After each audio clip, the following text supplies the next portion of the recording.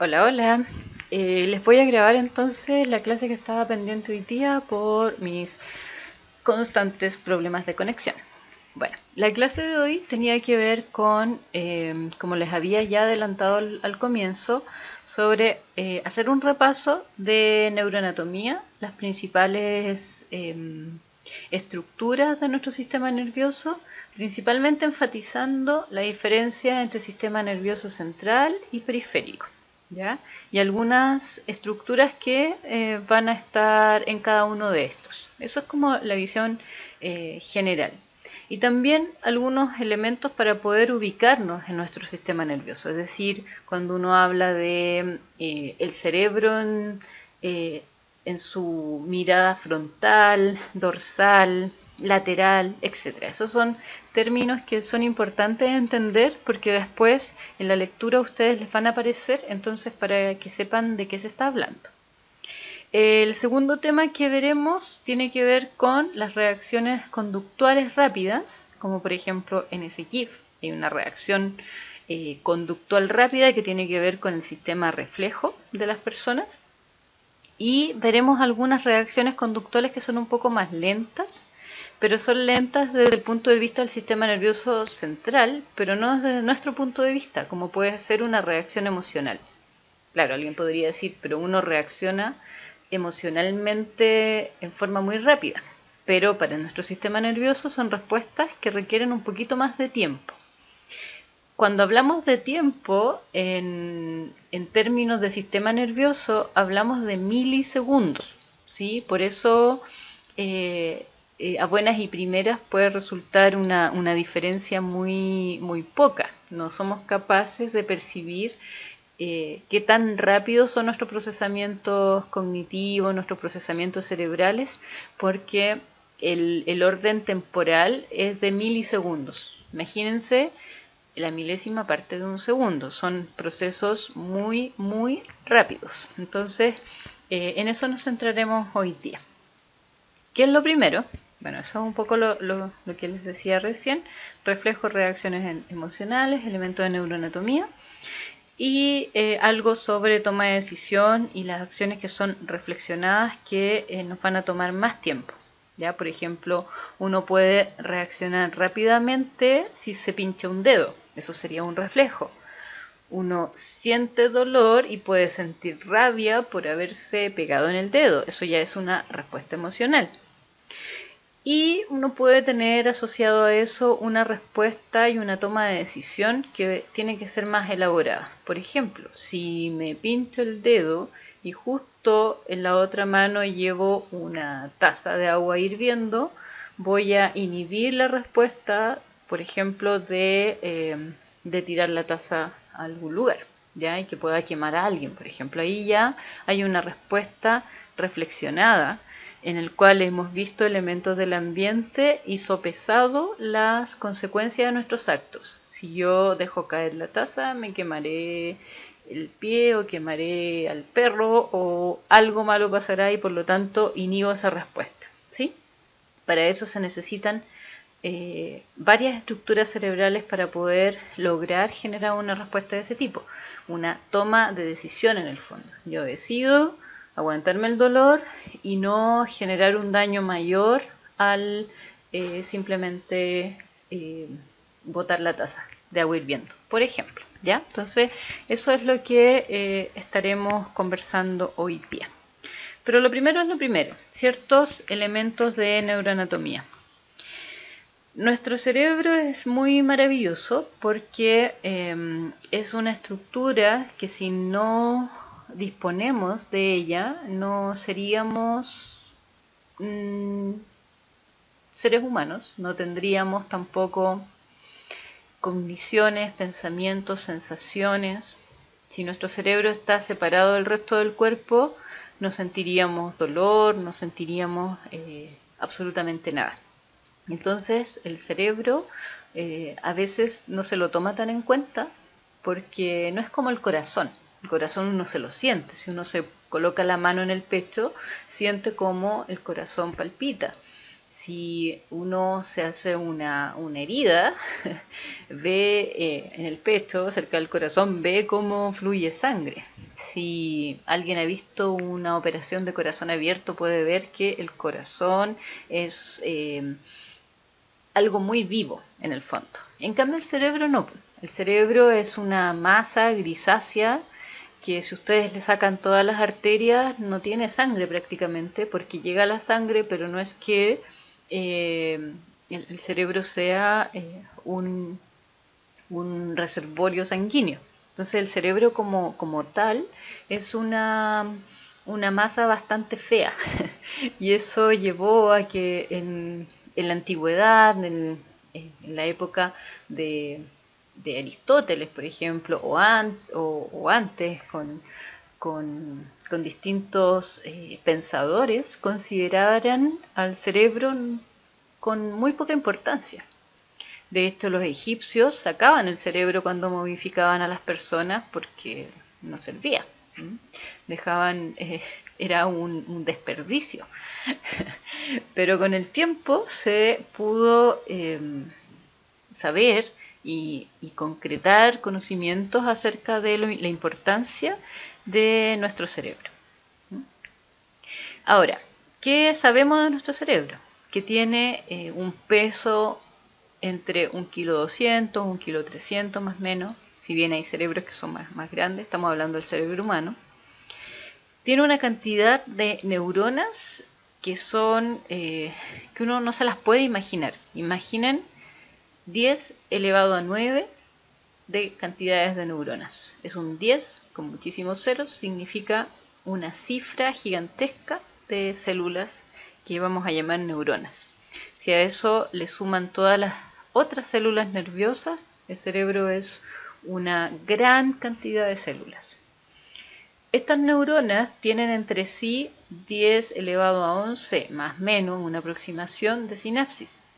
Si recuerdan la primera clase, yo les mostraba una imagen en la cual había una neurona que estaba de colores y que tenía muchos puntitos, y cada uno de esos puntitos estaba representando un contacto sináptico. Y eso significa que es una neurona que tiene cientos de sinapsis. Y si estamos hablando de 10 elevado a 9 neuronas que están teniendo esa cantidad de sinapsis, la actividad eléctrica de nuestro cerebro es gigantesca.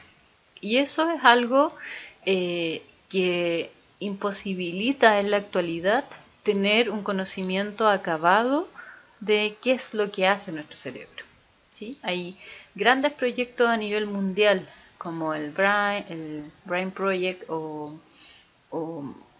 bueno, ese es principalmente uno de los más grandes, que científicos de todo el mundo han intentado hacer distintas simulaciones matemáticas, estudio neurona por neurona, para poder un poco visualizar cómo es y cómo poder llevar a algoritmos computacionales o a programar un computador con la cantidad de conexiones que tiene un cerebro en un determinado tiempo. Y eso hasta el momento ha sido imposible. Se han logrado hacer simulaciones de muchas cosas, pero son conductas o son procesos súper simples. Pero el funcionamiento de nuestro cerebro, así como lo podemos vivenciar nosotros en este momento, que estamos escuchando esta grabación, que estamos mirando la pantalla y que a la vez estamos conscientes de otras cosas que pasan a nuestro alrededor, y a la vez estamos sosteniendo nuestro organismo, es decir, nuestro corazón está latiendo, nuestro sistema digestivo está funcionando de alguna forma, nuestros músculos también funcionan y todo eso es comandado por sinapsis a nivel cerebral. Entonces la cantidad de actividad que tiene nuestro cerebro es algo que en la actualidad todavía no puede simularse en un computador. Y en el momento en que eso pueda ser posible, la inteligencia artificial alcanzará el nivel de poder replicar y hacer seres humanos que piensen, que respondan, que resuelvan problemas. Podemos ver que hay avances súper significativos en los últimos años de inteligencia artificial. Es cosa de ver los robots que hay en Japón, por ejemplo, que son súper avanzados, pero todavía no se ha logrado hacer uno que emule 100% el funcionamiento de nuestro cerebro. Eso sería replicarnos en el fondo, hacer seres humanos iguales a a los que somos generados biológicamente, hacer una réplica a través de un computador. Como el cerebro es tan importante y tiene tanta actividad, tiene que estar muy protegido. ¿Y cuáles son las protecciones que tiene nuestro cerebro? El hueso, si nosotros nos tocamos la cabeza, lo primero que sentimos es el hueso, ¿cierto? El cráneo. Y la columna vertebral es lo que va a proteger nuestra médula espinal. La médula espinal también es parte de nuestro sistema nervioso. Veremos pronto que corresponde al sistema nervioso periférico. Pero el cerebro propiamente tal va a estar protegido por la capa más externa, que es la dura madre, que es justamente la que está debajo de nuestro cuero cabelludo, que es la piel que está encima de nuestra cabeza. Luego nos encontramos con el aracnoides, que es la capa que está justo debajo de la dura madre. Esta capa es menos dura que la dura madre. La dura madre, de hecho, para las operaciones cerebrales tienen que cortarla con serruchos clínicos, ¿sí? O taladrarla con elementos con alto poder de corte, porque no es llegar y romper el hueso. La aracnoides, si bien no es hueso, sigue siendo una capa bastante dura. También hay que cortarla con algún tipo de instrumental. Entre la aracnoides y la dura madre está el espacio subdural. El espacio subdural es donde muchas veces se acumula líquido y genera lo que se conoce como la hidrocefalia. ¿Han conocido a alguien con hidrocefalia? Son personas que su cabeza es mucho más grande que lo normal. Y eso es porque hay una acumulación de líquidos entre estas dos capas, entre la dura madre, que sería el cráneo propiamente tal, y el aracnoides, que sería la capa que está justamente debajo de este cráneo.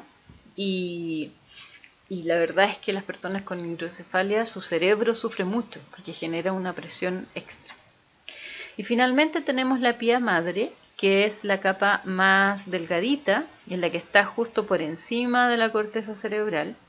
Esta va a estar llena de vasos sanguíneos y por lo tanto cuando los médicos hacen una cirugía de cerebro, cortan la dura madre, el aracnoides y llegan a la pía madre, se encuentran recién ahí con la masa cerebral, la cual está inervada por estos vasos sanguíneos. Y esta está justamente muy pegadita a la superficie del cerebro, a los sesos propiamente tal. En esta imagen pueden ver acá las distintas capas, ¿sí? Y acá donde está el cerebro propiamente tal son todas las células nerviosas entre neuronas y el resto de células nerviosas. Entonces la pía madre es justo lo que cubre eso. Muy delgadito y por lo tanto se alcanzan a ver las distintas circunvoluciones, que son estas como guatitas, como arrugaditos que tiene el cerebro. Acá tienen una imagen que puede ser un poco más clara.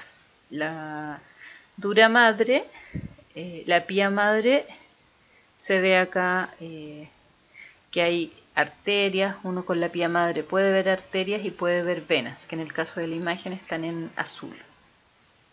Las arterias están azules y las venas en rojo. ¿Ya? Yo no logro verlas bien porque creo que les comenté que tengo daltonismo, pero créanme que ahí hay arterias azules y venas rojas. Las arterias son las más gruesas, las venitas son las más delgaditas. Acá tenemos un poco la imagen de una arteria y cómo va a inervar entonces la masa cerebral. Se ve ahí que está el capilar sanguíneo y que va justamente a inervar las distintas zonas del cerebro. Por eso yo en algún momento les comentaba que si alguna arteria se tapa, no llega sangre a cierta zona del cerebro y las funciones que estén asociadas a esas zonas pueden sufrir. Y la persona puede quedar con algún tipo de parálisis o puede tener dificultades de habla, etc. ¿Ya?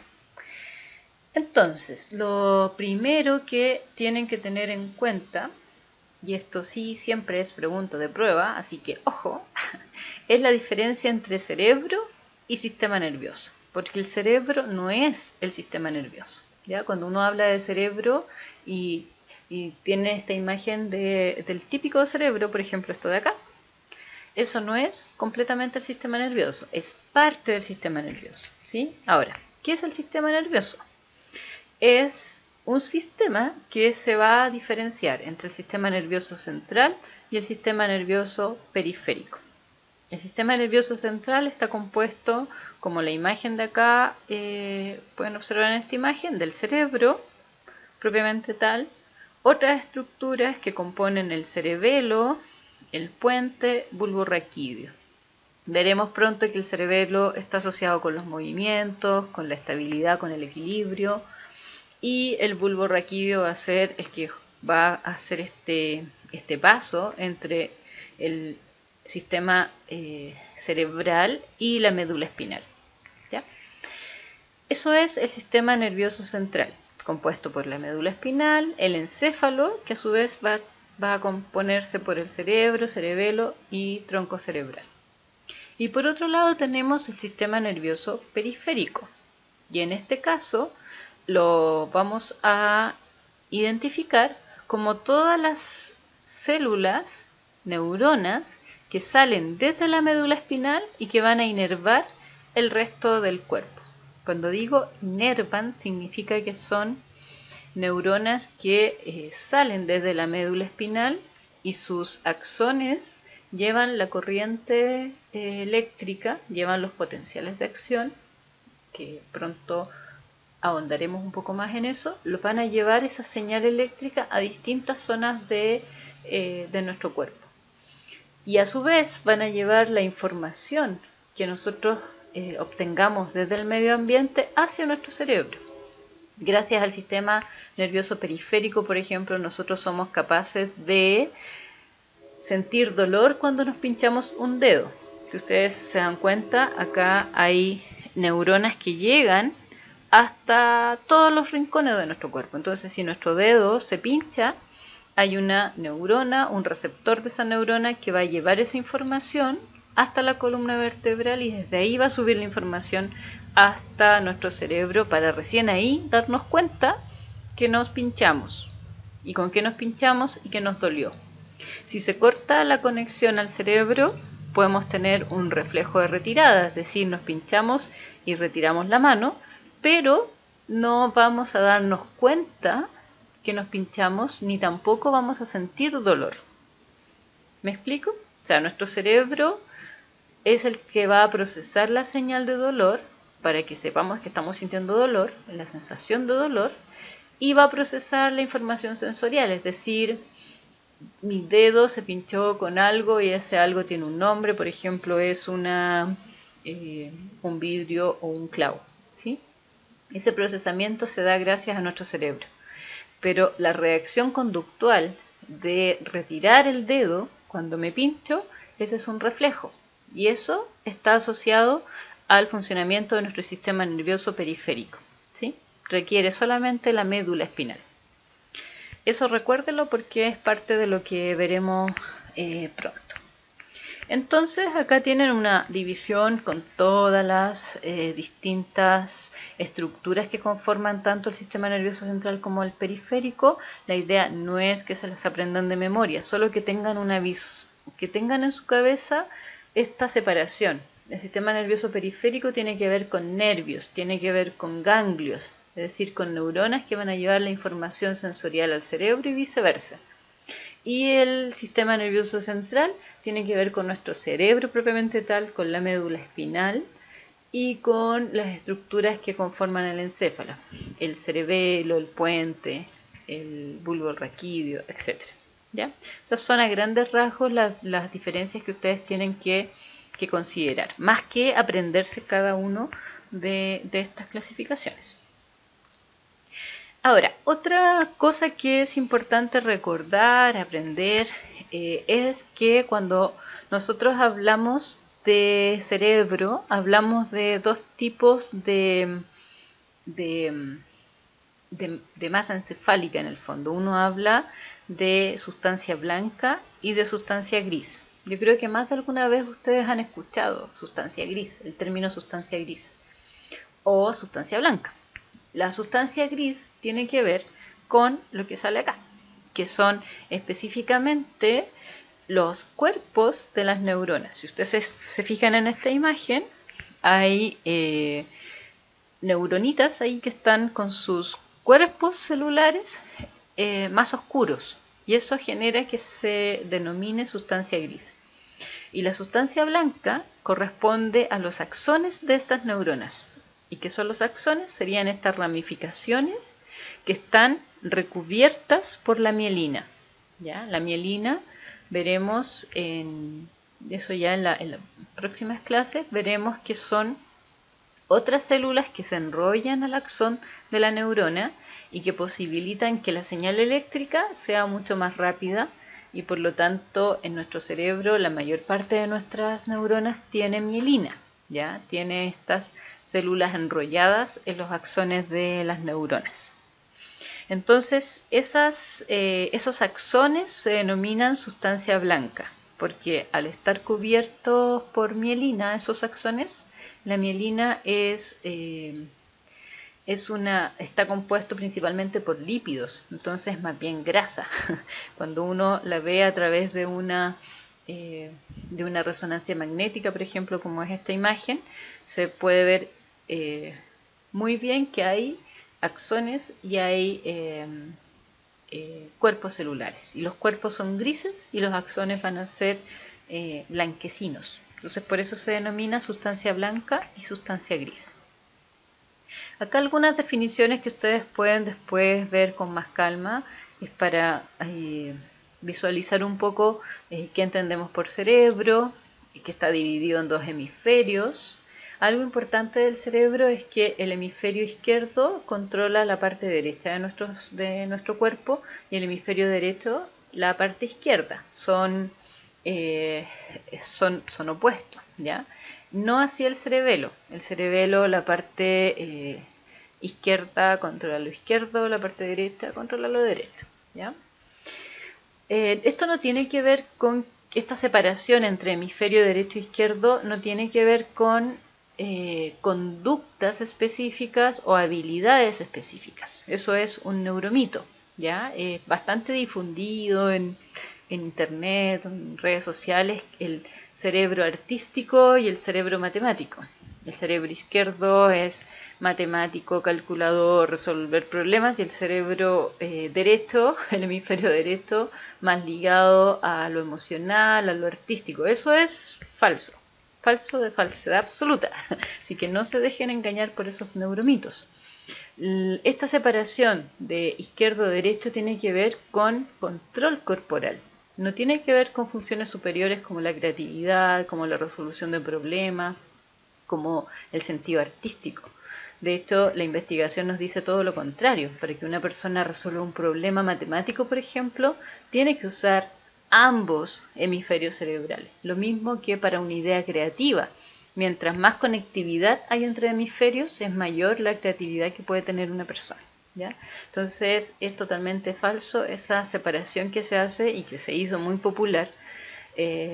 No les voy a contar la historia de dónde surgió este neuromito, pero principalmente estaba asociado a que el hemisferio derecho controlaba la parte izquierda y viceversa, ¿ya? Pero es un neuromito que hace mucho tiempo fue refutado por toda la evidencia científica que existe. El tronco del encéfalo va a ser importante porque en el tronco del encéfalo hay estructuras. Cuando veamos más en detenimiento neuronas y distintas estructuras importantes, por ejemplo, para las emociones o para la motivación, se encuentran justamente a la altura del tronco del encéfalo. Si alguien tiene, no sé, si está en estado de coma, es porque hay algún problema en el tronco del encéfalo, ¿ya? Porque tiene que ver con funciones tan importantes como la conciencia, el control de la temperatura, la función respiratoria. Entonces es fundamental para nuestra vida el tronco del encéfalo. La médula espinal, que está cubierta por la columna vertebral, que son los huesitos, ¿ya? En la médula espinal está es justamente lo que les decía hace un momento, es la vía por la cual va a llegar la información a nuestro cerebro y a través de la cual se van a generar las respuestas que se comanden desde nuestro cerebro, ¿ya? Se va a comunicar a través de estos nervios espinales que son parte del sistema nervioso periférico. Los nervios espinales son los que encontramos repartidos por todo nuestro cuerpo y los que permiten el movimiento, los que permiten la sensación, ¿ya? El que nosotros podamos distinguir un sabor dulce del sabor salado tiene que ver con nuestro sistema nervioso periférico. En la lengua hay receptores, esos receptores de sabor llevan la información hacia nuestro cerebro.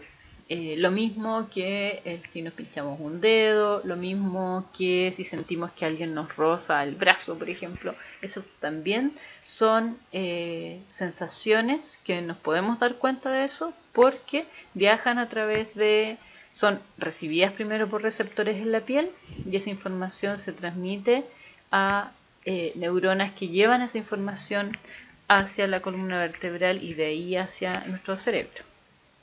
Algo importante de diferenciar en la médula espinal es que llamaremos nervios a los axones de las neuronas que salen desde la columna vertebral y llamaremos ganglios a los cuerpos de estas células, ¿ya? Al soma de las neuronas que salen desde la columna vertebral, ¿ya? Más de alguna vez yo creo que ustedes han escuchado el término nervios. Es operado de los nervios, dice la gente, porque gente muy tranquila. Significa que tiene menos reacciones corporales que otras personas, ¿ya? Algo de sentido tiene a veces los dichos cotidianos. Y los ganglios, hay personas que tienen problemas a los ganglios, por ejemplo. ¿Y qué significa eso a nivel de células? Significa que son el soma de estas células, el cuerpo de las células, no los axones. Los axones serían los nervios, ¿ya? Ahora, algo importante también de considerar es cómo nos tenemos que orientar en nuestro cerebro. Cuando hablamos del cerebro es difícil saber de repente ubicarnos, ¿ya? Y por eso se han dispuesto ciertos ejes y planos de referencia, en lo cual podemos ver una vista rostral, que como su nombre lo indica, significa la parte de delante del cerebro, la parte frontal, ¿ya? Lo caudal, que viene de cola, no de caudal de río, sino que de cola, de extremidad, y por lo tanto lo caudal será la parte posterior de nuestro cerebro. Ventral, que significa que está asociado a vísceras, a estómago, es decir, el cerebro visto desde abajo, ¿ya? Y dorsal viene de espalda, del dorso, dorso no como el grupo musical, sino que dorso de espalda, es la parte entonces de arriba de nuestro cerebro, ¿ya? Eso lo veremos ahora en una imagen para que quede un poco más clara. Dependiendo de estos ejes van a surgir distintos planos. Acá tenemos, en esta imagen se ve un ser humano, ¿cierto? Y en el otro lado hay un cerebro, que en este caso es un cerebro de rata, para representar los mismos cortes. Tenemos un plano sagital, que es como si nos partieran por la mitad, ¿ya? Así como el cerebro se divide en hemisferio derecho e izquierdo, si nosotros seguimos partiendo al organismo, sería un plano sagital. El plano coronal es un corte que se da desde el rostro, ¿ya? Es como si estuvieran rebanando nuestro cerebro desde un plano rostral, ¿ya? Desde una vista rostral. Y el plano transversal o horizontal es el que los cortes son transversales, es decir, son a través de el cuerpo, ¿ya? Entonces, cuando esos cortes los vemos en nuestro cerebro, acá hay una imagen más clara, tenemos acá el conjunto de todos los términos que hemos visto. Rostral significa lo que está enfrente, caudal lo que está posterior, dorsal lo que está por acá arriba, ¿ya? La parte del dorso. Imagínense que dorsal viene desde la espalda, entonces todo lo que viene de acá es dorsal, hasta acá. Y, perdón, y ventral es lo que viene de la guatita, ¿cierto? Del vientre. Entonces será ventral todo esto. Toda la parte de la mirada desde abajo del cerebro, ¿ya? Entonces eso es importante que ustedes puedan distinguir. Rostral es lo anterior, es la frente. Caudal es la parte posterior o más de la nuca. Dorsal se refiere a toda a todo lo que está por encima, y ventral todo lo que está por debajo, ¿ya? Dorsal, ustedes si van siguiendo su espalda, su cuello, y siguen tocándose su cabecita hasta llegar a la frente, todo eso es dorsal. Si se tocan su estómago y van subiendo por el cuello, no, claro, no van a tocar su cerebro porque está su rostro, pero todo eso que está por debajo lo denominaremos ventral, ¿ya? Y cada uno de estos cortes nos posibilita entonces tener distintas visiones del cerebro, ¿ya? Hay estructuras muy pequeñitas que, por ejemplo, un corte sagital nos permite ver, pero no así un corte horizontal o un corte frontal, ¿ya? En este corte sagital, acá se puede ver, yo sé que al principio es difícil de distinguir, pero podemos ver claramente que aquí está el cerebelo, que es esta parte de acá. Podemos ver que está el cuerpo calloso, una parte del hemisferio, ¿sí? Vemos acá el puente, la médula espinal, ¿ya? En cambio, en esta vista horizontal ya no podemos ver, por ejemplo, de la misma forma el cerebelo. Podemos ver acá un pedacito, y la médula espinal solo vemos ese pedacito, así un círculo, ¿ya? Y lo que vemos acá más bien son los ventrículos, que serían estos espacios de cerebro sin células, ¿ya? Y con un corte coronal tampoco vemos lo mismo. Vemos en este caso los ventrículos acá muy chiquititos. Podemos ver los ojos de esta persona, ¿ya? Podemos ver acá que hay una mirada así con un corte desde el rostro, ¿ya? Frontal o coronal. Entonces, para que tengan una idea de un cerebro, de un corte axial, se vería de esa forma, un corte coronal se vería de esta otra forma, y para entender un poco, esto resulta si es interactivo, o sea, si ustedes me dicen, ¿qué tipo de corte es este? Ustedes tendrían que decirme, ¿es frontal? No. ¿Coronal? Ya, lo vamos a dejar en incógnito. Les voy a preguntar la próxima clase, si es que tengo buena conexión. Arriba del árbol les voy a preguntar acerca de esta imagen. ¿Qué tipo de corte sería este en esta naranja? ¿Sería un corte coronal, un corte sagital o un corte longitudinal? Y en este caso, ¿qué tipo de corte es? Es un corte, el que está acá abajo, es un corte este de acá. ¿Qué tipo de corte sería? ¿Ya? Y este está fácil, ¿ya? Este sería un corte de tipo sagital. Pero estos de acá serían coronales, ¿ya? Porque el sagital parte por la mitad y el coronal parte frontalmente, ¿ya? Eso al principio puede costar un poco llevarlo a la visión de los distintos cortes del cerebro, y por eso les pongo frutas, porque así es más fácil después acordarse que sagital es a lo largo, que coronal es desde el frente, y que sagital es horizontal, ¿ya? Es horizontal al suelo. Entonces, ¿qué estructuras cerebrales son importantes que ustedes consideren? Principalmente los distintos lóbulos de nuestro cerebro. ¿Y qué separa un lóbulo del otro? Por ejemplo, acá tenemos el lóbulo frontal, pero lo que separa el lóbulo frontal del parietal son surcos. ¿Y qué son los surcos? Son como estas hendiduras que quedan entre las circunvoluciones, que son estas como vueltitas, estas cosas arrugadas que tiene nuestro cerebro, son circunvoluciones. Entonces hay circunvoluciones que tienen nombres específicos, como la circunvolución precentral, postcentral, y que entre medio van a dejar surcos, ¿ya?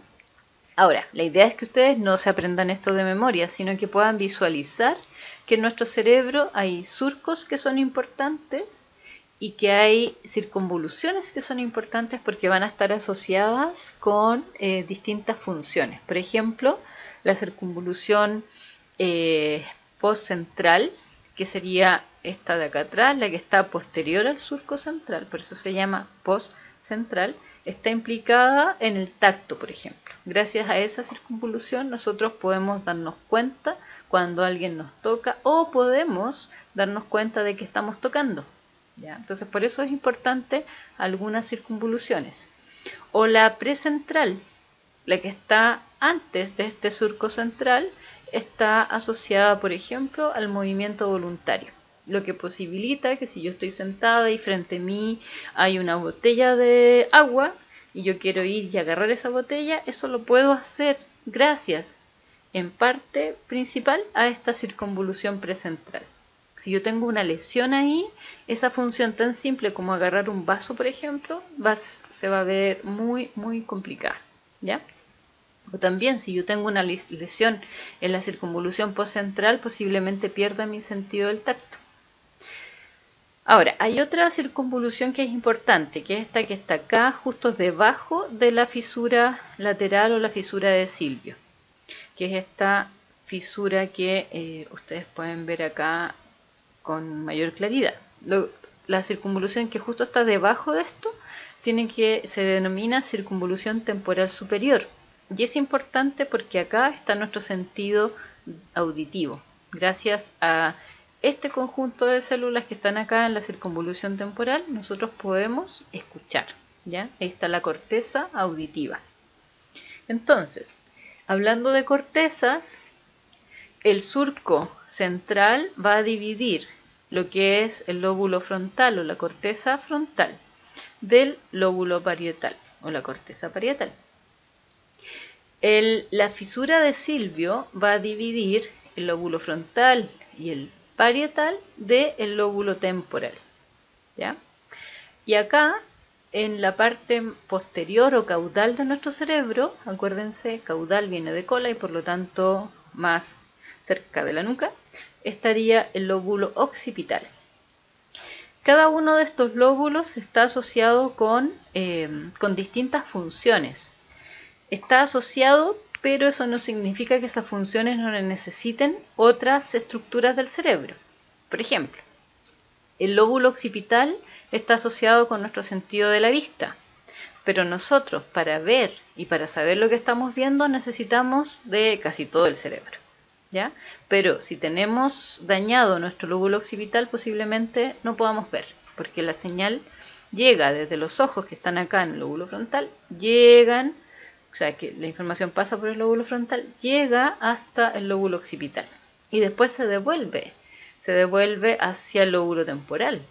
Porque, ¿qué pasa si nosotros estamos viendo una botella enfrente de nosotros, pero no sabemos qué es una botella? Tenemos que haber aprendido en el pasado que eso, que luce de esa forma, se llama botella. Y esa información no está en el lóbulo occipital, esa información está en el lóbulo temporal, porque en el lóbulo temporal hay una estructura que se llama hipocampo y es en donde se generan las sinapsis que están detrás de nuestros recuerdos, de la memoria. Entonces, cuando nosotros asociamos algunos de estos lóbulos con funciones específicas, siempre hay que pensar que está bien, la visión se asocia con el lóbulo occipital, pero el hecho de ver va a requerir otras estructuras del cerebro, ¿ya? El lóbulo parietal, por ejemplo, está asociado con nuestro sentido del tacto, con nuestras, también con ciertos movimientos involuntarios, etc. El lóbulo frontal es un lóbulo súper importante para los seres humanos porque acá se congregan principalmente las funciones ejecutivas. ¿Y qué son las funciones ejecutivas? Las funciones ejecutivas tienen que ver con resolución de problemas, memoria a corto plazo, con flexibilidad cognitiva, que significa si algo cambia en el ambiente soy capaz de adaptarme a esos cambios, de inhibición del comportamiento, lo que posibilita que, no sé, no anden desnudos por la calle. Y todas estas funciones que son de orden superior, es decir, que requieren un procesamiento cognitivo mayor.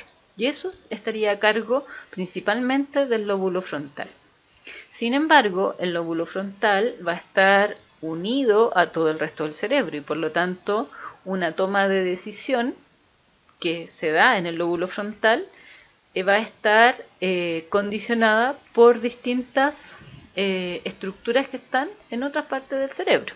Entonces, al igual que en el sentido de la vista, el ver no solamente depende del lóbulo occipital, así también funciones cognitivas superiores como resolver problemas o la flexibilidad cognitiva no dependen 100% del lóbulo frontal. ¿Ya? Si nosotros retiramos este lóbulo temporal del lóbulo frontal y lo separamos, veremos que debajo de eso hay otra corteza, y esa es la denominada corteza insular. La ínsula en los últimos años se ha asociado con un sinfín de funciones, desde toma de decisiones hasta regulación de nuestra temperatura, de regulación emocional. Entonces hay mucho todavía que conocer acerca de la ínsula, ¿ya? Por eso acá es importante que ustedes sepan dónde está. La ínsula está debajo del lóbulo frontal y temporal. Cuando uno abre, lo separa ambos lóbulos, ¿ya? Es lo que queda justo por debajo. ¿Cómo se identifica cada lóbulo? Su nombre tiene que ver con los huesos que lo soportan. El hueso frontal, el hueso parietal, el hueso temporal y el hueso occipital, ¿ya? Con respecto a las cortezas primarias, yo les decía que en la circunvolución, que está justo debajo de la fisura de Silvio, tenemos la función auditiva, porque está la corteza auditiva. Acá está el olfato en bulbo olfatorio, que es una estructura en el caso de los seres humanos muy pequeñita, porque nuestro olfato, si bien es importante, no es tan importante como en una rata, por ejemplo, ¿ya? O en cualquier roedor, o en cualquier animal que esté mucho más cerca del suelo, en el cual la información sensorial que entra por sus receptores olfatorios es fundamental. Para nosotros es más fundamental otras funciones, pero el olfato sigue siendo muy importante. El gusto está en la corteza insular, por eso acá está muy pegadito a la fisura de Silvio. La vista ligado al lóbulo occipital, ¿ya?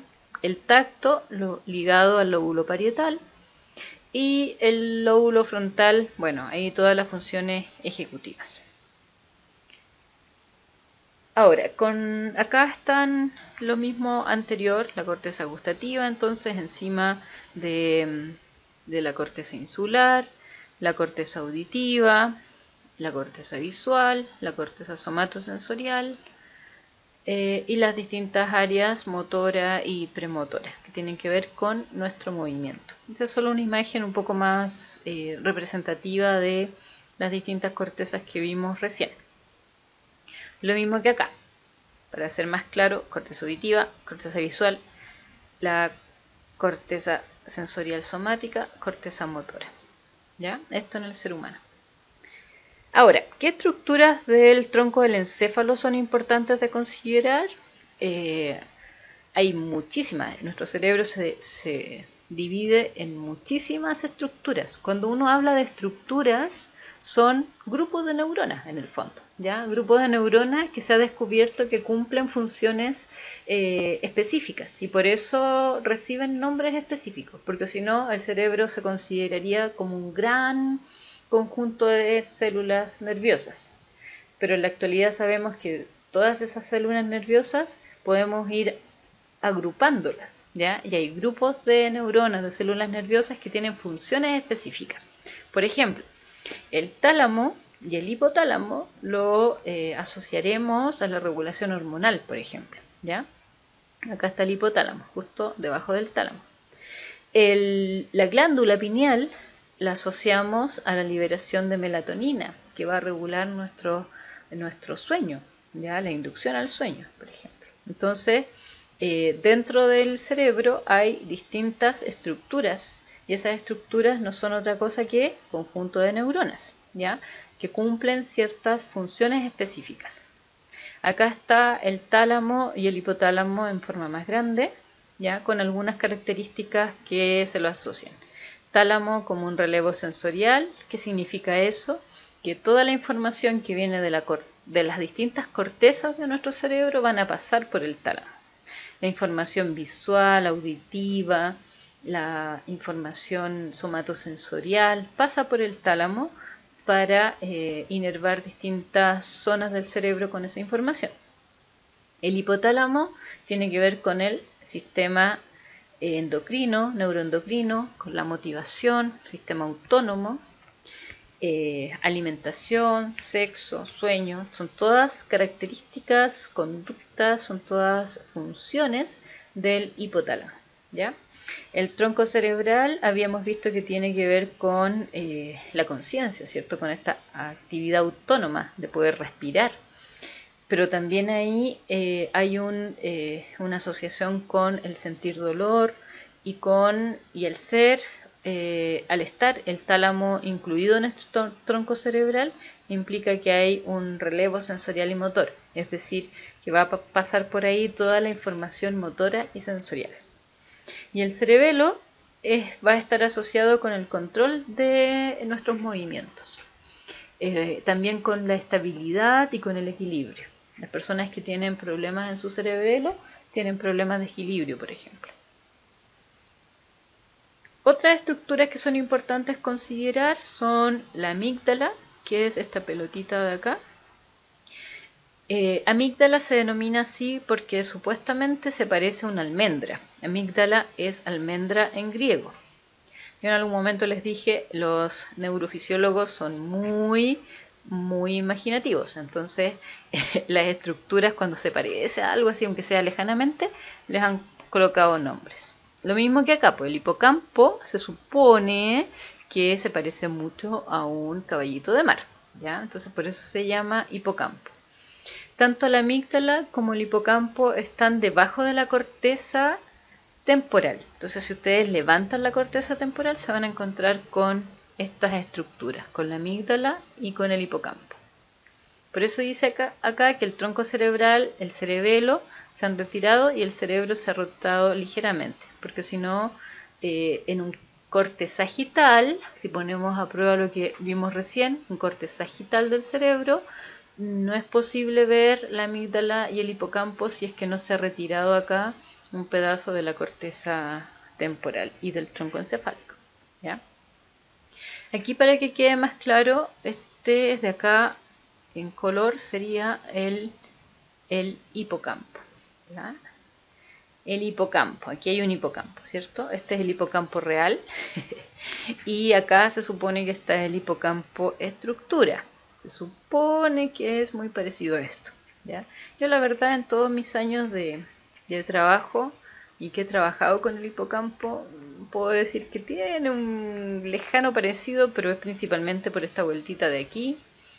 Pero no sé, hay que tener imaginación para poder ver un hipocampo en nuestro cerebro. Y acá están las amígdalas, ¿ya? Las amígdalas cerebrales no hay que confundir con la amígdala que se irrita cuando uno está resfriado, ¿ya? Esas son amígdalas que están en nuestro fondo de la garganta, cercano a la tráquea, sino que estas amígdalas están en nuestro cerebro. La amígdala, las amígdalas, porque todas las estructuras son bilaterales, ya tenemos dos hipocampos, dos amígdalas, son muy importantes en la regulación emocional, en la expresión de la emoción, en sentir miedo. Por ejemplo, si una persona no tiene amígdalas cerebrales, es una persona sin miedo. Y de hecho, hay personas que no sienten miedo porque tienen algún problema en sus amígdalas. ¿Ya? Eso existe. Y pronto les hablaré de eso porque la clase de hoy día también tenía que ver con miedo. Del sistema límbico, lo importante es entender que va a estar compuesto por distintas estructuras, que no es necesario que se las aprendan todas, pero que entiendan que son estructuras como el hipocampo, la amígdala, como las distintas cortezas que hay involucradas, como la corteza cingulada, ¿ya? Y principalmente el sistema límbico se va a asociar con una regulación de, de conductas que son fundamentales para la sobrevivencia. Huir, es decir, poder mantenerse a salvo si hay peligro, alimentarse, pelear si no se puede huir y aparearse. Tener sexo es parte importante de la supervivencia. Entonces son funciones que se asocian al sistema límbico. También la regulación emocional y también tiene que ver con la memoria. Son todas funciones que se entrelazan. ¿Sí? La pelea implica emoción, pero también implica el sistema de memoria. El alimentarse sin emoción y sin memoria tampoco podría ser tan posible, porque si no nos acordamos que lo que está en ese árbol es venenoso, nos podemos morir, ¿cierto? Entonces, en cada una de las conductas que uno realiza, los sistemas de memoria y los sistemas emocionales están siempre presentes. Los ganglios basales son otras estructuras de nuestro cerebro que tienen que ver con el control motor, con la motivación y también con la emoción. Se darán cuenta que las estructuras se asocian con distintas funciones, ¿ya? Y una misma estructura puede estar asociada a funciones distintas. Eso es porque nuestro cerebro está súper interconectado. Entonces, una estructura no es solamente dedicada a una acción en específico. Eso es justamente lo que sale acá. Todas las estructuras se organizan en redes, es decir, todas las estructuras que hemos nombrado hasta ahora se necesitan unas con otras, se comunican unas con otras. Finalmente, para este repaso de neuroanatomía, a mí me interesaba que ustedes pudiesen también identificar aquellos tejidos o aquellas zonas de nuestro cerebro que no tienen células, ¿ya? Porque en el cráneo no solo hay tejido nervioso, es decir, no solo hay neuronas, no solo hay células nerviosas, sino que también hay espacios que no tienen neuronas, ¿ya? Hay espacios huecos. Y esos son los que denominamos ventrículos. ¿Han escuchado hablar de los ventrículos cerebrales? Las personas con esquizofrenia, si se acuerdan de los textos que leyeron, tienen los ventrículos cerebrales más grandes. Eso es decir que en esas personas se han muerto neuronas y por eso el espacio que queda es mayor. ¿Se dan cuenta? A eso se refiere con ventrículos. Ahora hay que decir que no todas las personas que tienen ventrículos cerebrales amplios tienen esquizofrenia, ni todos los esquizofrénicos los que padecen esquizofrenia van a tener ventrículos cerebrales amplios. Ya no es una causalidad, sino que hay una alta correlación solamente. Entonces, acá están los ventrículos. Tenemos 4 ventrículos cerebrales, 2 laterales, un tercer ventrículo que está a la altura del cerebro medio y un cuarto ventrículo que está mucho más cercano a nuestra médula espinal, al puente cerebral. Todos estos ventrículos son espacios dentro del cerebro en el cual se pueden identificar porque no hay neuronas, simplemente hay distintos líquidos cefalorraquídeos. Otro punto importante antes de pasar a lo siguiente es que en nuestro cerebro así como hay distintas estructuras como la amígdala, el hipocampo, el hipotálamo, el tálamo, en la glándula pineal, etcétera.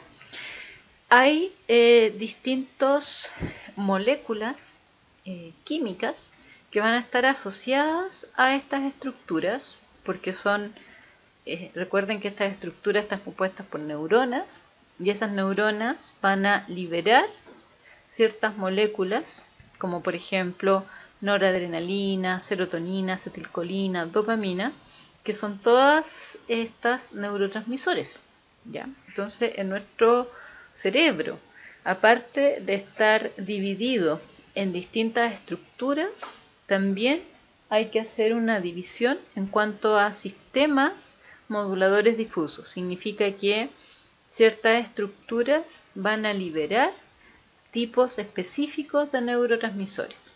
Y esto es importante que se entienda desde el principio, porque cuando hablemos, por ejemplo, ya hablamos un poco de una patología psiquiátrica como la esquizofrenia, y en los textos ustedes leyeron que tiene que ver algo con la dopamina, ¿cierto? Con el sistema dopaminérgico. Y eso significa que hay estructuras en nuestro cerebro que están compuestas por neuronas que liberan esa dopamina. Entonces, los medicamentos que toman las personas que tienen esquizofrenia lo que hacen es ir a regular la liberación de esa dopamina en nuestros cerebros. ¿Se entiende? Porque es importante ir haciendo estas conexiones. Entonces, en nuestro cerebro, aparte de tener distintas divisiones como lóbulos, hemisferios, se encuentra con distintas estructuras, amígdala, hipocampo, hipotálamo, etc.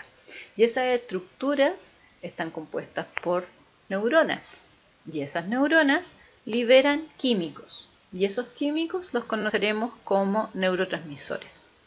Y dentro de los neurotransmisores importantes tenemos la noradrenalina, la serotonina, la acetilcolina y la dopamina, ¿ya? Y hay estructuras que van a liberar específicamente una u otra de estos neurotransmisores. Entonces, salió medio corrido, pero esto es la noradrenalina.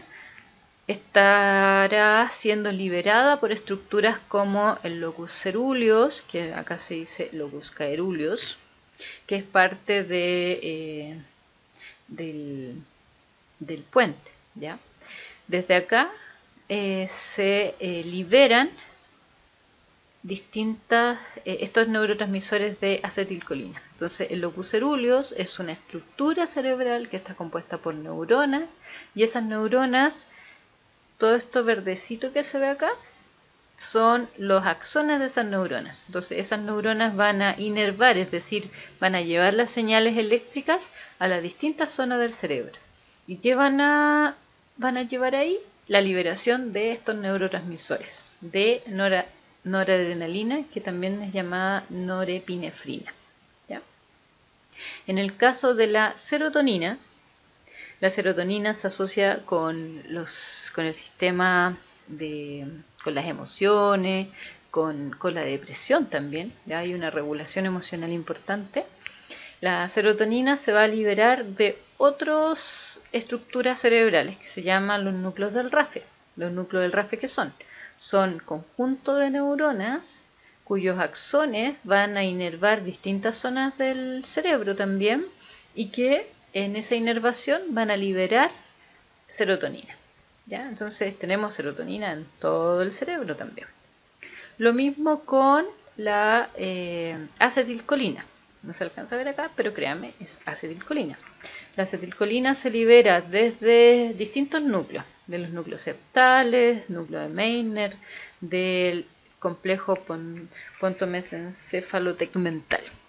No se asusten, no lo tienen que aprender, solo les estoy mostrando esto para que entendamos, y esto va a ser fundamental para los seminarios que vienen, entendamos que los neurotransmisores se liberan de ciertas estructuras, que esas estructuras son conjuntos de neuronas, y esas neuronas tienen axones que van a llevar la señal eléctrica a distintas zonas del cerebro, ¿ya? Y en este caso la acetilcolina se libera en distintas zonas de nuestro cerebro. Y la dopamina va a producirse principalmente en el área tegmental ventral y en la sustancia negra. Si lo llevamos al caso de la esquizofrenia, las personas con esquizofrenia tienen una alta liberación de dopamina en el área tegmental ventral y también tienen problemas con su sustancia negra. ¿Ya? ¿Han visto personas con esquizofrenia que tienen problemas para regular un poco el movimiento y tienen ciertos temblores, como las personas con Parkinson? Eso significa que los fármacos, al actuar sobre el sistema dopaminérgico, están haciendo que aumente la dopamina en ciertas zonas y que disminuya la dopamina en otras. ¿Ya? En el caso de ciertos fármacos, generan que disminuya la dopamina en el área tegmental ventral. Y eso es súper positivo para las personas con esquizofrenia porque los síntomas psicóticos van a disminuir. Pero al hacer eso, generan que haya una desregulación de dopamina en la sustancia negra, que es fundamental para el control del movimiento. Entonces, por un lado, ayudan a la persona a tener menos eventos psicóticos, pero por el otro lado, están haciendo que el fármaco hace que tenga problemas a nivel de control de movimiento. ¿Ya? Entonces, es súper importante que se entiendan cosas como esta. Para los seminarios que vienen, lo van a ver los vamos a ver con más detalle, pero que se entienda por qué los fármacos pueden tener efectos distintos en nuestro cerebro, porque estos sistemas, al ser difusos, están involucrados en distintas conductas y respuestas de nuestro cerebro. Entonces, un fármaco que va a evitar que un neurotransmisor se libere o va a eliminar ese neurotransmisor del espacio sináptico, eso va a tener repercusiones súper diversas a nivel conductual, a nivel fisiológico en la persona, ¿ya? Y por eso quería darles el ejemplo de la esquizofrenia, porque habíamos visto en el debate un poco acerca de eso, ¿ya? Bueno, eso es principalmente lo que quería contarles acerca de neuroanatomía. ¿Qué de todo lo que dije es importante? La separación entre el sistema nervioso central y periférico, saber que conforma uno y otro, eso significa sistema nervioso periférico, ganglios y nervios que inervan todo el cuerpo humano y que salen desde la médula espinal, sistema nervioso central, que tiene que ver con cerebelo, cerebro, médula espinal, ¿ya? Y las estructuras del tronco del encéfalo. Con eso estarán muy bien, ¿ya? Saber ubicarse en nuestro cerebro, si alguien les habla de frontal, saber qué es la parte de delante del cerebro, si es caudal la parte de atrás, si es lateral son los lados, ¿cierto? Si es dorsal es por encima, si es ventral es por debajo. Y los cortes. Corte sagital es el corte que va por el medio. Corte coronal es el corte que es rostral, ¿ya? Y el corte horizontal o transversal es el que va horizontalmente, a como estamos parados, ¿cierto? Horizontalmente. Entonces, eso es lo más importante. Y también identificar las cortezas. Corteza frontal, parietal, occipital, temporal. Y las principales estructuras: amígdala, hipocampo, hipotálamo. Sí, esas son como las principales estructuras que vamos a ir utilizando en las clases y por eso era importante que visualizaran en dónde están y que existen. Primero que existen y después visualizar más o menos en qué están. Y que neurotransmisores también están involucrados en las respuestas que tiene y el funcionamiento que tiene en nuestro cerebro. La dopamina, la acetilcolina, la noradrenalina y la serotonina. ¿Ya? Esos son principalmente los neurotransmisores que veremos. También veremos glutamato y GABA, pero eso será más en específico en las clases siguientes. En los textos también encontrarán un poco más detallado todo lo que acabo de decir, por eso es importante que vayan leyendo en forma paralela. Ahora, ¿qué tipo de reflejos conocemos? ¿Por qué es importante primero hablar de reflejos? Les nombraba al inicio de esta clase que íbamos a ver distintos tipos de respuestas. Aquellas que iban a ser muy rápidas, como un reflejo, me pincho en un dedo, retiro la mano, por ejemplo. Otras que no son tan rápidas, pero para uno son rápidas, como sentir miedo. Sentir miedo cuando tenemos un perro que nos quiere morder, por ejemplo, ¿ya?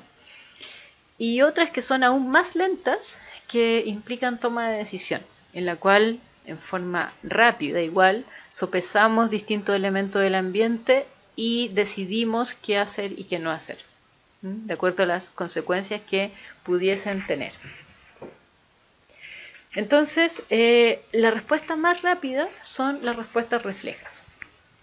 Y van a ser las únicas que van a depender exclusivamente de nuestro sistema nervioso periférico. Es decir, van a depender de nuestra médula espinal, de las conexiones que se produzcan en la médula espinal, pero por efecto de los nervios periféricos, ¿ya?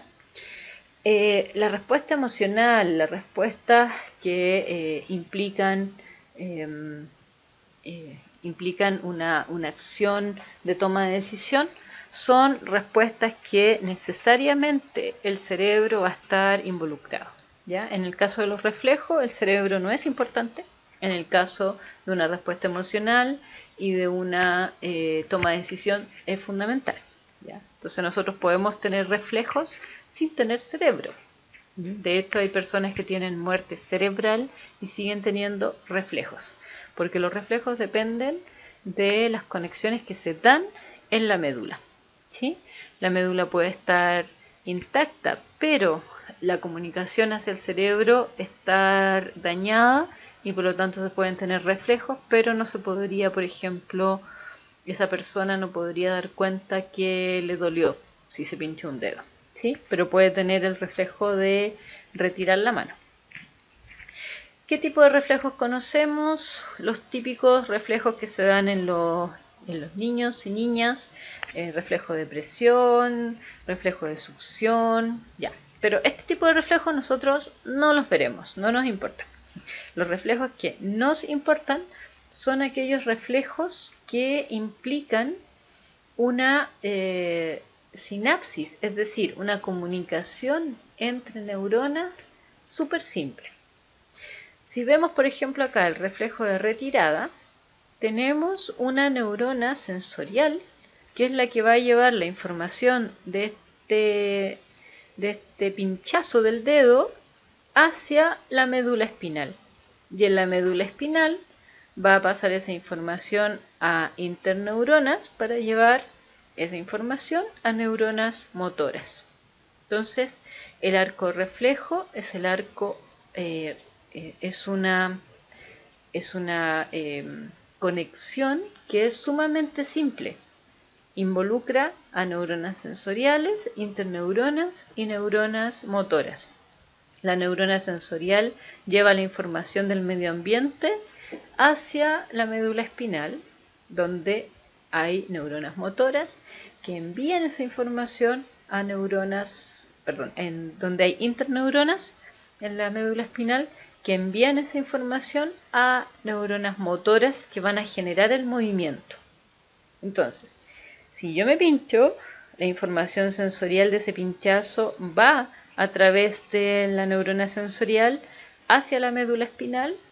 En la médula espinal hay neuronas interneuronas que su nombre lo indica. Al decir interneuronas significa que están entre neuronas, entre la neurona sensorial y la neurona motora. Entonces llevan la información de una hacia la otra. Y la neurona motora lo que va a hacer es llevar ese impulso nervioso hasta nuestros músculos para posibilitar que nosotros podamos retirar el dedo y evitar seguir pinchándonos. O si nos quemamos, sacar el dedo del fuego, por ejemplo. Ese movimiento es gracias a la neurona motora, pero para que esas neuronas motoras puedan funcionar, necesitan la señal que les llega a través de las interneuronas desde las neuronas sensoriales, ¿ya?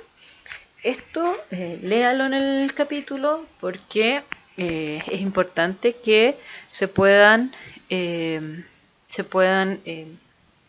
entender bien estos circuitos neuronales. Son los más simples que veremos, ¿ya?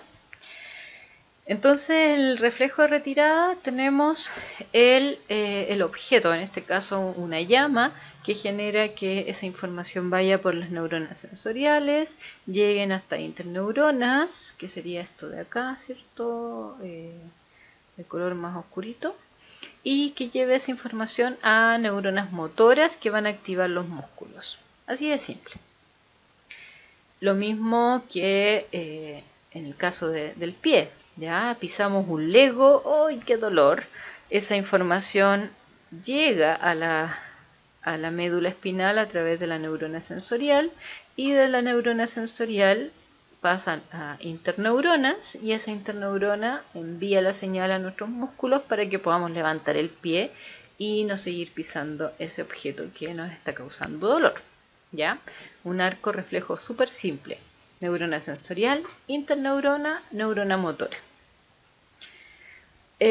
Acá aún más claro está la piel, el neurona sensorial, interneurona, neurona motora, activa músculo. ¿Ya? Esa es la lógica de todos estos reflejos. Ahora, ¿cómo es posible que la información llegue a la neurona sensorial? A través de distintos receptores. La neurona sensorial en muchas partes de nuestro cuerpo se ramifica en distintos tipos de receptores. Nuestra piel, si ustedes ven este pedazo de piel acá, tiene distintos tipos de receptores. Algunos que van a identificar señales, por ejemplo, de frío o calor. Otros que van a identificar la señal de presión. Si alguien nos está apretando un dedo, por ejemplo, nos damos cuenta porque hay receptores para ese tipo de estímulo. Si nos pinchamos, también hay receptores específicos para dolor, ¿ya? Los de temperatura también son específicos. Si metemos el dedo en un vaso con agua caliente, el que nos demos cuenta que el agua está caliente es gracias a los receptores que tenemos en nuestra piel y que van a activarse cuando estén enfrente de un estímulo determinado, ¿ya? Entonces, de esta forma encontramos distintos tipos de receptores. Esta clase no tiene el objetivo que se aprendan los receptores, sino que entender cómo llega la señal a nuestro cerebro, porque es el proceso más complicado. Imagínense, un estímulo que está fuera de nosotros, tenemos que traducir eso para que llegue esa información a nuestro cerebro. Como algo que me está pinchando, cómo esa información pasa de ser un estímulo físico a transformarse en un estímulo eléctrico que lleve la señal a través de impulsos nerviosos hasta nuestro cerebro. Y en la principal vía de entrada entonces para nuestro organismo son los receptores. Nosotros tenemos receptores en la piel, en la lengua, en los ojos, en nuestros oídos, por los cuales podemos distinguir colores, formas, movimientos, en los receptores de nuestros ojos. En los receptores de nuestros oídos nos permiten escuchar, discriminar sonidos, etc. Los receptores de nuestra piel nos permiten la gran variedad de discriminaciones sensoriales, de discriminar dolor, temperatura, roce, presión, etc. Los receptores de nuestra lengua nos permiten discriminar sabores, ¿ya? Entonces, todos los receptores que están distribuidos en nuestro organismo llevan esa información a neuronas sensoriales, o la misma neurona sensorial en sus terminaciones son en sí misma receptores, ¿ya? Eso también puede ocurrir, ambas cosas. Y esa información entonces llega a la médula espinal, donde hay interneuronas que envían la información a una neurona motora para poder generar la señal. Al mismo tiempo, la médula espinal envía la señal al sistema nervioso central, es decir, envía la señal al cerebro para que sepamos que lo que nos está pinchando es un clavo, ¿ya? Porque ahí tenemos que hacer uso de nuestra memoria, de nuestro sistema visual, de todo el resto de los sistemas sensoriales para poder darnos cuenta que nos pinchamos un dedo, ¿ya?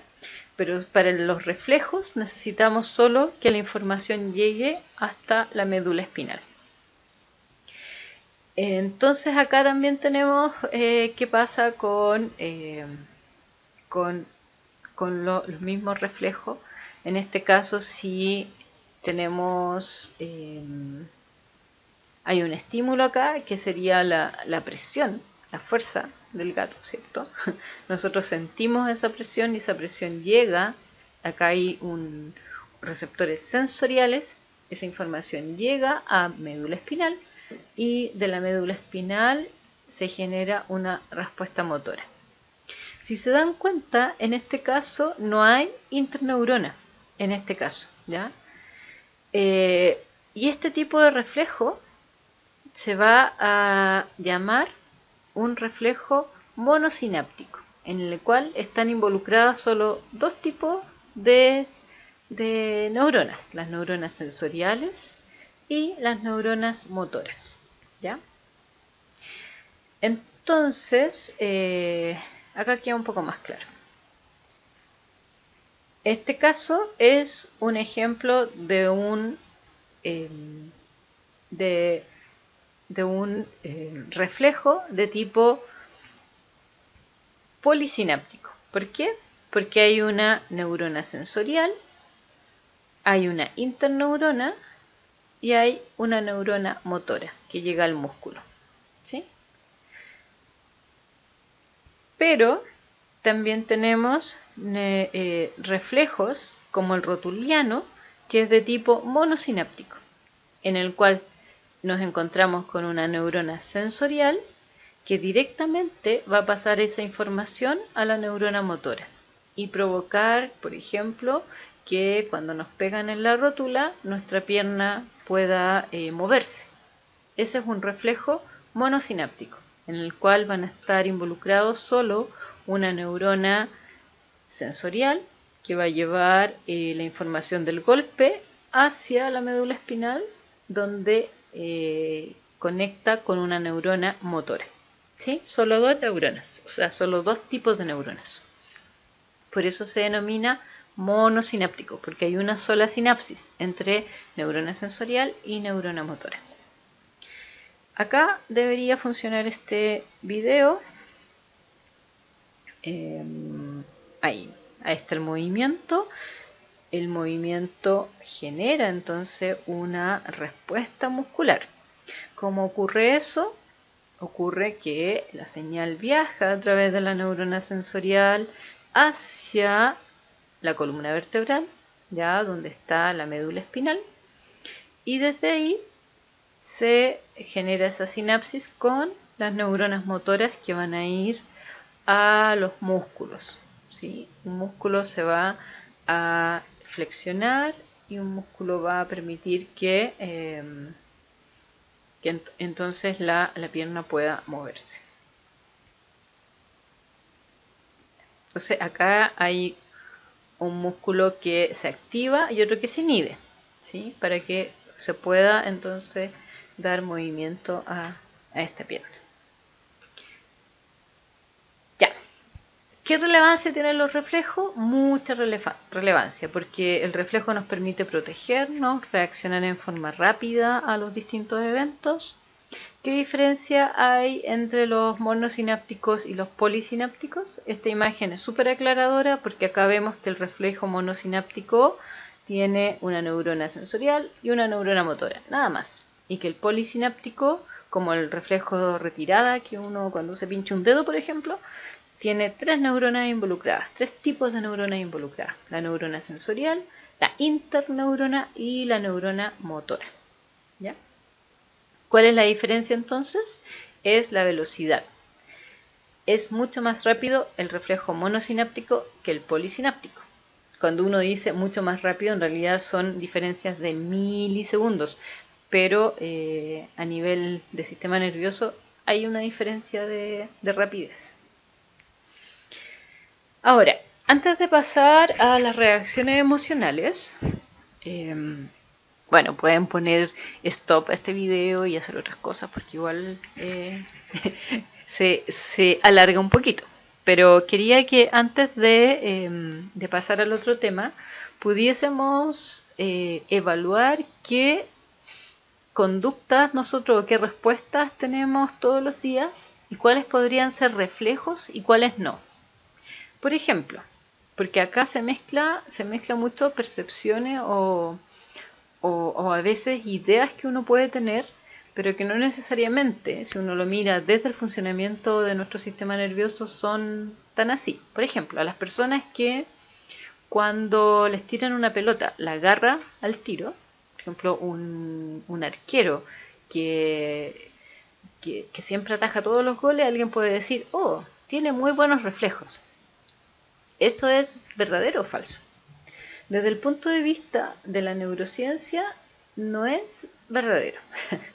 Es falso, porque lo que el arquero tiene no es una respuesta refleja. Es una respuesta que es mucho más compleja de lo que se piensa. Puede ser muy rápida, sí, es rápida, pero una respuesta rápida no es lo mismo que una respuesta refleja. La respuesta del arquero, de hecho, es una respuesta súper compleja. Es una respuesta que tiene toma de decisión. ¿Para qué lado se va a tirar? ¿Para uno o para el otro lado? ¿Ya? Si bien es una respuesta rápida, es una respuesta que implica cerebro y no solamente médula espinal. Otro ejemplo, que a veces es de la vida cotidiana y que nosotros atribuimos a tener buenos reflejos. Estoy cocinando y de repente veo que hay una inclinación en la mesa y el huevo del desayuno va rodando, rodando, rodando y yo me apuro y alcanzo a agarrarlo. Y alguien que me pueda estar mirando me puede decir, oh, pero qué buenos reflejos tienes. Y yo, como voy a un curso de tópico de neurobiología, le voy a decir, no, no es que tenga buenos reflejos. Lo que pasa es que tengo una respuesta rápida, ¿sí? Tengo una respuesta motora rápida, pero no buenos reflejos, ¿ya? Porque eso no sería una respuesta refleja. ¿Qué es una respuesta refleja? Por ejemplo, estoy hurgueando en un cajón y hay algo que me pincha y retiro la mano rápidamente. Eso es una respuesta refleja. Me pegan en la rodilla, mi pierna se flecta. Eso es una respuesta refleja. Es una respuesta rápida frente a un estímulo, ¿sí? La respuesta de recoger el huevo antes que se caiga no es refleja porque implica un procesamiento cognitivo mayor. ¿Por qué recojo el huevo? Porque ya visualicé la consecuencia. Si no lo agarro, va a caer al suelo y se va a romper. Ya no voy a tener desayuno. Entonces hay todo un procesamiento que, si bien cognitivamente hablando y atencionalmente hablando no nos damos cuenta porque es muy rápido, a nivel neurofisiológico implica muchísimas más estructuras que la que va a implicar el retirar la mano si me estoy quemando. ¿Ya? Quería hacer esa salvedad porque muchas veces uno tiende a confundir distintas reacciones que puede tener rápidas y les llama reflejos cuando en realidad no son reflejos. ¿Ya? Ahora, respuestas emocionales. Es distinto hablar de una respuesta emocional que de un reflejo. Un reflejo se involucran, no sé, 2 tipos de neuronas, 3 tipos de neuronas, pero cuando hablamos de emociones son muchísimas neuronas las que van a estar involucradas para una respuesta emocional. Si yo les pregunto, ¿qué emoción es esa? Esto funciona si estamos sincrónicamente, ¿ya? Pero voy a suponer que ustedes me van a estar dando las respuestas. O esa. O esa. O esta otra. O esta. Y esa. Tal vez esa nos cuesta un poco más descifrarla. Y aún así podríamos tener cierto consenso en qué tipo de emoción es. Pero si yo les muestro esta. O esta. Ya, no son humanos. O esa. También hay emociones en otras especies, ¿ya? Y somos capaces de reconocerlas. Quienes tengan mascotas se pueden dar cuenta de los estados anímicos de sus mascotas al verlos, ¿ya? Y eso es reconocer emociones. La gran pregunta es, ¿podemos vivir sin emociones? Otra gran pregunta es, Si sonreímos, ¿podemos sentirnos felices? La idea es poder responder esas preguntas en lo que queda de la clase. ¿Qué es la expresión emocional? No es lo mismo tener una emoción a expresar esa emoción. La expresión emocional tiene que ver con la manifestación conductual que genera la emoción, ¿ya? Y la experiencia emocional es lo que cada uno y cada una de nosotras percibe como emoción, ¿ya? Una cosa es cómo expresa la emoción y otra cosa es cómo se percibe la emoción. Uno puede sentirse feliz y no expresarlo. Lo mismo, puede sentirse triste y no necesariamente expresarlo. ¿Qué componentes principales hay en la conducta emocional? Hay un componente fisiológico en el cual involucra el sistema nervioso periférico y el sistema nervioso central, que tiene que ver con, por ejemplo, nos asustamos, nuestros latidos cardíacos aumenta nuestra presión arterial, se liberan distintas hormonas, pero también hay conductas asociadas, no solamente una respuesta fisiológica, sino que también hay una conducta, hay una respuesta conductual. Si sentimos miedo, podemos cambiar nuestra postura, ¿sí? No, podemos poner una cara de susto, una expresión facial asociada a esa emoción. También hay cogniciones involucradas. Nos estamos dando cuenta que sentimos miedo, nos estamos dando cuenta que tenemos que actuar de alguna forma, estamos pensando acerca de lo que está sucediendo. Y también hay conducta inconsciente, es decir, hay mucho procesamiento de lo que estamos vivenciando que no somos capaces de reportar, ¿ya? Y eso es lo que llamamos inconsciente, no desde el punto de vista freudiano. Dentro de las teorías de la emoción, vamos a ver las más que tienen un mayor sustento y que históricamente fueron consideradas, ¿ya? Está la teoría de James y Leach, que ellos proponían que nosotros cuando experimentamos emociones lo hacemos porque nuestro cuerpo genera respuestas. Eso significa que, por ejemplo, que cuando tenemos miedo justamente porque nuestro cuerpo reacciona frente a estímulos con frecuencia cardíaca, con un tono muscular en particular, con una frecuencia pulmonar. Pero si eliminamos estas reacciones, deberíamos dejar de sentir miedo. En el fondo, si nosotros somos capaces de hacer que una persona aumente su frecuencia cardíaca, que libere cortisol, que aumente su función pulmonar, podríamos hacer que esa persona sienta miedo, dependiente de lo que pasa a su alrededor.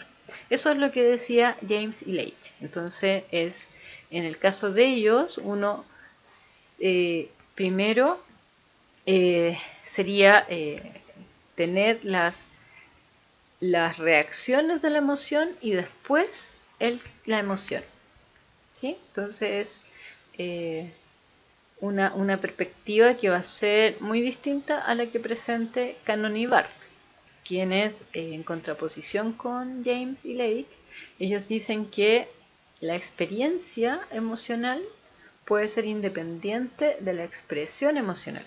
En el caso de James y Leach ellos decían, si mi frecuencia cardíaca aumenta, si libero hormonas, si respiro más apresuradamente, eso conlleva a que pueda tener cierta emoción.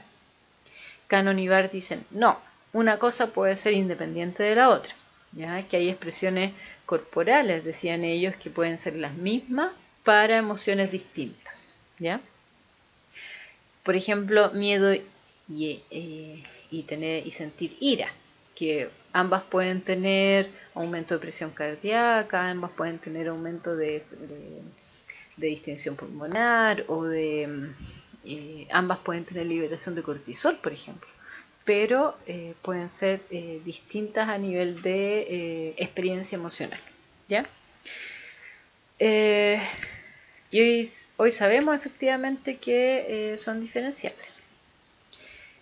¿Qué nos dicen entonces estos investigadores? Nos dicen que el estímulo es recibido por la corteza, por las cortezas sensoriales, y que la emoción recién se va a percibir, se va a producir cuando llegan al tálamo. ¿Recuerdan el tálamo? El tálamo es esta estructura que está en nuestro cerebro medio, por el cual decíamos que es un relevo sensorial, es decir, que por ahí llega toda la información sensorial. Entonces, cuando llega la información sensorial ahí, según Canonibar, sentíamos la emoción. Podíamos ahí efectivamente tener la emoción. En el caso de ellos, nos asustamos y luego nuestro cuerpo se asusta. En el caso de James y Leitch era al revés. Primero nuestro cuerpo se asusta, cambiando frecuencia cardíaca, liberando hormonas, etc. Y después nos asustábamos. En el caso de Canonibar es al revés. Primero nos asustamos y luego se generan estas respuestas fisiológicas asociadas a ese miedo. ¿Ya? Que es lo mismo que decir que no es necesario llorar para estar tristes. Podemos estar tristes pero sin tener la consecuencia conductual fisiológica de esa tristeza. Acá un poco con más claridad, en el caso de la teoría de James y Leitch, el estímulo al ser percibido por la persona del tálamo, llega al tálamo, todos tienen que llegar al tálamo y ahí genera una respuesta a través del sistema límbico y después va a la corteza, donde se produce el procesamiento de la emoción. Entonces primero se generan todas las respuestas emocionales que son comandadas por este sistema límbico, frecuencia cardíaca, sudoración, etc. Y después llega esa información a la corteza cuando esta persona se va a dar cuenta entonces que está sintiendo miedo. En el caso de Canonibar, el estímulo primero hacia la corteza. Primero se identifica que se tiene miedo y luego se tiene la reacción fisiológica asociada a ese miedo. ¿Notan la diferencia? En la actualidad hay una teoría que combina ambas cosas, solo que dice Canonibar y James y Leitch ambos tenían la razón, solo que tenían que juntarse esas teorías para que efectivamente pudiésemos estar más cercanos a explicar la emoción. ¿Qué significa eso? Significa que el estímulo se procesa a nivel de la corteza, como decía Canonibar, pero al mismo tiempo se genera una respuesta que produce la respuesta fisiológica, ¿sí? Como al mismo tiempo llega también una respuesta hacia nivel cortical. Entonces son las dos teorías, pero concentradas solo en una, lo que en la actualidad más o menos se considera. Ahora, acá también está otra explicación de lo mismo, el estímulo sensorial. La teoría de Canonibar implica que primero sabemos que estamos con miedo. La teoría de James y Leitch es primero tenemos la expresión emocional de miedo y después sabemos. En el caso de Canonibar tenemos miedo y después tenemos la expresión emocional. ¿Ya?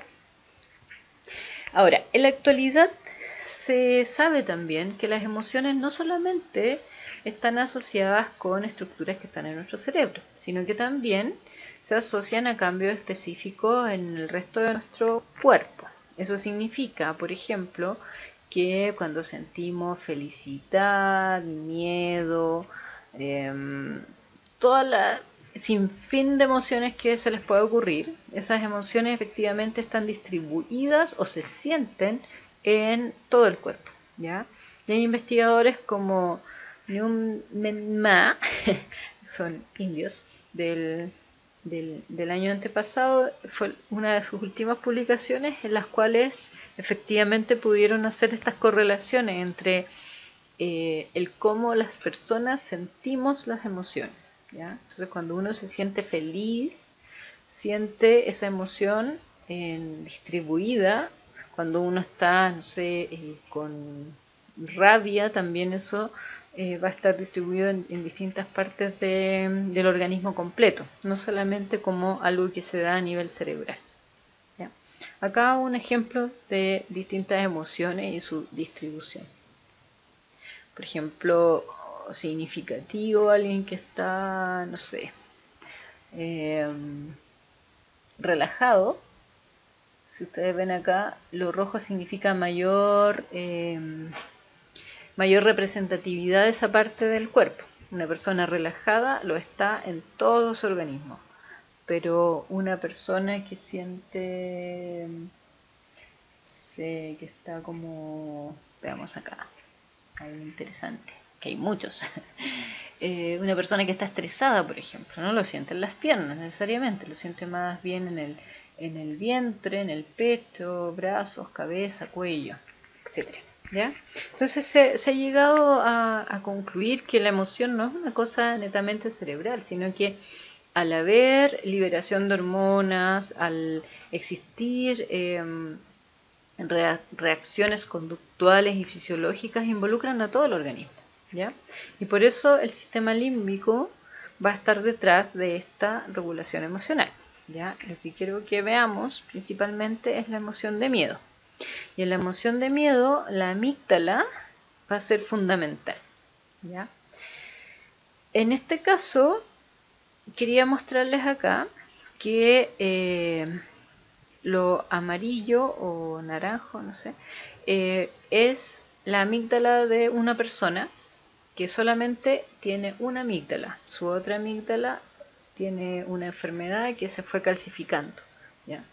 Entonces, esta persona, frente al reconocimiento de rostros que representan emociones, tiene dificultades para poder identificarla, ¿ya? Identificar principalmente aquellos rostros que tienen que ver con miedo. ¿Mm? Investigaciones como esta, con personas que tenían problemas a nivel de su amígdala, se pudo corroborar que era una estructura que era fundamental para que las personas podamos sentir miedo, ¿ya? Y en este caso, esta persona podía diferenciar las personas felices, pero no las personas que sentían miedo. Y esta persona es la paciente SM, una paciente muy, muy, muy conocida, porque era una persona que, no como en el caso de acá, que tenía una amígdala funcionando, sino que en el caso de ella, una mujer, ninguna de sus dos amígdalas funcionaba. Tenía la enfermedad, estaba mucho más generalizada y se habían calcificado ambas amígdalas. Significa que sus neuronas ya no estaban funcionando, las neuronas de sus amígdalas, ¿ya? Entonces, cuando a ella le presentaban distintos estímulos, una persona normal, ¿ya? Controles, personas sin daño en la amígdala y la paciente con daño en la amígdala. Frente a estímulos tristes, estímulos de felicidad, de sorpresa, no le era tan difícil identificarlos. Pero frente al miedo hay una significativa menor identificación de esos estímulos si lo comparamos con personas que no tienen ese daño. Personas que se les hizo muchos estudios y a pesar que la exponían a situaciones en las cuales habían situaciones miedosas, como meter la mano dentro de un terrario con arañas, por ejemplo. O, aunque no lo crean, investigadores la llevaron a una conocida casa embrujada y ella jamás presentó ninguna respuesta de miedo, ¿sí?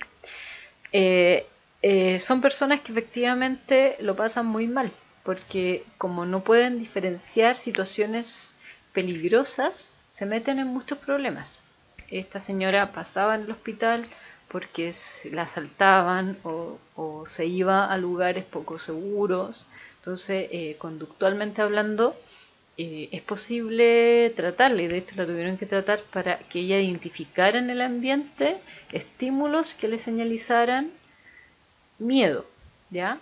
Y no y poder al identificarlos saber que por ahí no había que pasar o por ahí o no había que hacer tal cosa, ¿ya? Fue la única forma de poder ayudar a esta persona. Dentro del procesamiento y conducta emocional, a mí lo que me interesa de todo esto es que ustedes puedan entender cómo se genera la emoción, que no es tan simple como una respuesta refleja. Acá hay distintas áreas que están involucradas en la respuesta emocional. Ya, Entonces, ¿qué es lo más importante de todo esto? Es entender que una respuesta emocional es distinta a una respuesta refleja. ¿En qué sentido? En el sentido que en una respuesta refleja necesitamos 2 tipos de neuronas o 3 tipos de neuronas, ¿cierto? Sensorial, interneurona, motora. Pero en el caso de una respuesta emocional necesitamos muchas más estructuras, porque si estamos frente a un perro que nos está causando miedo, nosotros podemos estar escuchando al perro, el ladrido del perro, corteza auditiva. Estamos mirando al perro, corteza visual. Estamos tal vez oliendo al perro, bulbo olfatorio. Si el perro está muy cerca, lo podemos estar sintiendo, tocando, nuestras cortezas somatosensoriales. Toda esa información del ambiente que tienen que ver con el estímulo están procesadas en las áreas de las cortezas sensoriales, visuales, auditivas, somatosensoriales. Esa información va a llegar directo a la amígdala. Lo veíamos con los modelos de Cannon y Barr, ¿cierto? Llega directo hacia la amígdala. La amígdala, ¿qué va a pasar? Va a activar al hipotálamo. Si seguimos para acá, la amígdala activa el hipotálamo. ¿Y el hipotálamo qué va a hacer? Va a activar al tronco del encéfalo. Ahora, ¿de qué otra forma las cortezas sensoriales activan a la amígdala? A través del tálamo, ¿ya? Recordemos que el tálamo es esta estructura que sirve de relevo sensorial. Es decir, que todo lo que viene desde las cortezas sensoriales pasan por el tálamo. ¿Ya? Todo esto de cortezas sensoriales van a llegar acá al tálamo y esa información llega a la amígdala.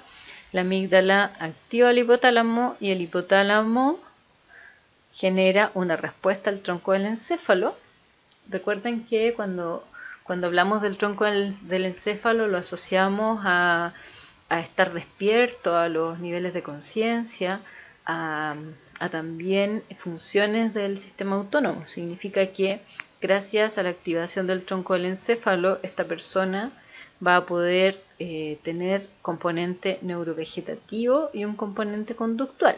Es decir, va a poder salir arrancando o a lo mejor se va a quedar en freezing, porque el miedo va a ser tal que no va a emitir movimiento.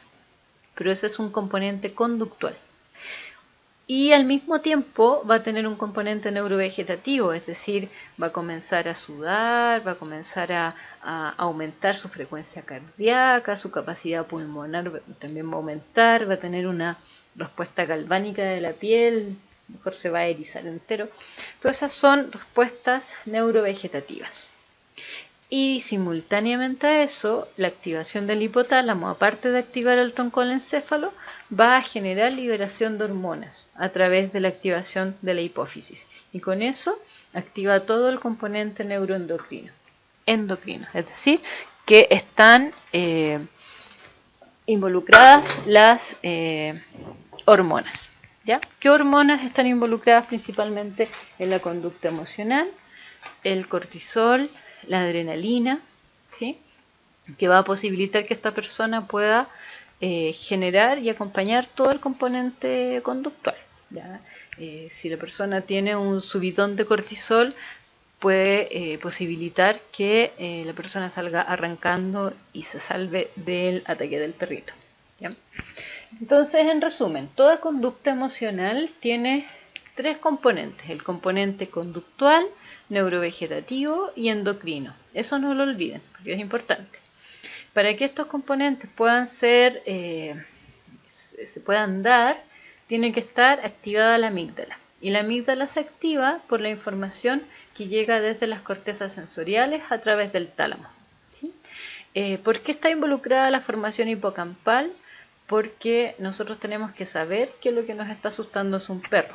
Por lo tanto, hay memorias involucradas, ¿ya? Y por eso se activa el hipocampo. Y al activarse la amígdala, activa el hipotálamo, que en la próxima clase veremos que el hipotálamo es una glándula endocrina cerebral que posibilita la liberación de hormonas a través de la hipófisis. Hormonas como el cortisol, hormonas como la adrenalina, ¿ya? Y estas hormonas van a posibilitar también y van a sustentar los otros componentes que surgen desde la activación del tronco del encéfalo, es decir, el componente conductual, el poder activarnos para salir corriendo o al revés, generar una respuesta de entumecimiento, de inactividad. ¿Ya? Hay muchos animales que frente a la presencia del predador lo que hacen es simular su muerte, por ejemplo. Eso es gracias a la activación de su tronco del encéfalo que genera un componente conductual de ese tipo.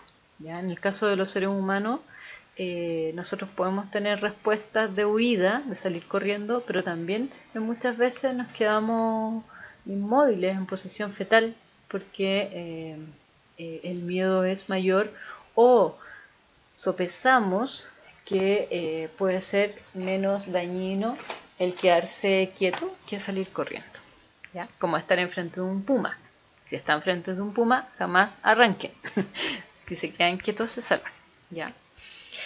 Y el componente neurovegetativo, es decir, sentimos la emoción, pero tenemos entonces liberación, o sea, aumento de la presión, aumento del ritmo cardíaco, aumento también de la temperatura, aumenta la capacidad pulmonar, podemos comenzar a tener sudoración, etcétera. ¿Ya? Entonces eso es lo más importante del procesamiento y la conducta emocional. Decíamos hace un rato que la respuesta refleja era muy simple, la respuesta emocional ya no es tan simple porque veíamos que implica varias estructuras, entre ellas la amígdala, el hipocampo, el tronco del encéfalo, el hipotálamo, ¿cierto? Eso es importante que lo recuerden. Pero también junto con eso hay un control de las emociones que tiene que ver con las funciones ejecutivas, ¿ya? Yo sé que ustedes conocen a este señor, Phineas Gage, ¿cierto? Que tuvo un accidente con una barra de fierro que le atravesó su cerebro. Y si ustedes se dan cuenta, la zona que rompió fue su corteza frontal. Y decíamos en algún momento que la corteza frontal está asociada con las funciones ejecutivas, ¿ya? Que es esto de acá, funciones ejecutivas. Entonces, las funciones ejecutivas tienen que ver mucho con el control emocional. ¿En qué sentido? En que el lóbulo frontal va a estar muy ligado a las reacciones que tenga la amígdala cerebral. De esto lo va a regular. Por ejemplo, nosotros siguiendo con el ejemplo del perro, podemos tener un perro enfrente, ¿sí? Y tener todas las reacciones fisiológicas, conductuales y hormonales asociadas a la respuesta emocional frente a ese perro que nos da miedo. Pero también tenemos, al mismo tiempo, un procesamiento cognitivo de la situación. Tenemos que evaluar qué va a ser lo mejor. Me quedo quieto, me quedo quieta, salgo corriendo, agarro una piedra del suelo. Son todas acciones que requieren un procesamiento cognitivo mayor. Y ese procesamiento cognitivo depende del lóbulo frontal, ¿ya? Entonces, agregamos un poco más de complejidad a la respuesta emocional, ¿ya? No solamente va a estar corteza en tanto transmitir cómo es el estímulo, sino que ahora la corteza, específicamente la prefrontal, es la que va a estar involucrada en la toma de decisiones. ¿Qué hago frente a este estímulo que me está causando miedo? ¿Ya? Entonces, dentro de las funciones del lóbulo frontal están estas funciones ejecutivas, que tienen que ver con la planificación, con tener un objetivo en mente, ¿ya? Como, y para eso necesitamos memoria de trabajo, inhibir cierto estímulo, ¿ya? En una situación de peligro, por ejemplo, inhibo muchas otras respuestas. Por ejemplo, puedo inhibir la respuesta de salir corriendo porque evalúo a través de una planificación que es lo más peligroso salir corriendo y es mejor quedarse quieto, por ejemplo, ¿ya? Hay todo un también seguimiento de los resultados. Si pongo a prueba una estrategia y veo que no está resultando, por ejemplo, agarro una piedra, se la tiro al perro y no resultó, tengo que rápidamente planificar otra estrategia. Y eso es gracias a nuestro lóbulo frontal. Entonces, las principales funciones que están asociadas al lóbulo frontal es el control inhibitorio, es decir, poder regular la conducta y no tener respuestas en determinadas circunstancias, como el no correr si evalúo que el correr me puede poner en problemas. Eso sería inhibir una respuesta. Flexibilidad cognitiva. Recojo una piedra, se la tiro, no funcionó, entonces, mejor, ¿qué hago? Mejor agarro un palo, no sé, y me protejo con eso. O si hay una puerta cercana, corro hacia la puerta. Eso implica flexibilidad cognitiva. El ambiente cambia y por lo tanto tengo que adaptarme a esas condiciones. La flexibilidad cognitiva no funciona si sigo tirándole piedras al perro viendo que no funciona. Eso sería poca flexibilidad cognitiva. O si mi estrategia era gritar y veo que el perro se pone más agresivo, si sigo gritando, eso es muy poca flexibilidad cognitiva. ¿Ya? Flexibilidad cognitiva significa poder adaptarse y buscar una mejor solución de la disponible. Memoria de trabajo tiene que ver con recordar lo que acabo de hacer. ¿Ya? Si yo le tiré una piedra al perro y fue para peor, y no recuerdo lo que acabo de hacer, voy a estar tirándole piedras al perro todo el rato y posiblemente ya me mordió. Entonces la memoria de trabajo implica que yo recuerde inmediatamente lo que estoy haciendo, el flujo de la conducta. Y planificar. Yo puedo planificar, por ejemplo, distraer al perro, tirar algo para que se distraiga y aprovechar de salir corriendo. Ahí hay una planificación detrás que evalúa si hay beneficios o hay hay consecuencias negativas de mi planificación. ¿Ya? Entonces, eso es principalmente lo que yo quería mostrarles en esta clase. Distintos tipos, bueno, primero un repaso de neuroanatomía y segundo, distintos tipos de respuestas que dependen de nuestro sistema nervioso. Respuestas rápidas como las reflejas, que son súper simples, que dependen de muy pocas neuronas, monosinápticas o polisinápticas, en el cual tenemos neurona sensorial, neurona motora, o neurona sensorial, interneurona, neurona motora. Entonces son respuestas súper rápidas que no requieren el cerebro.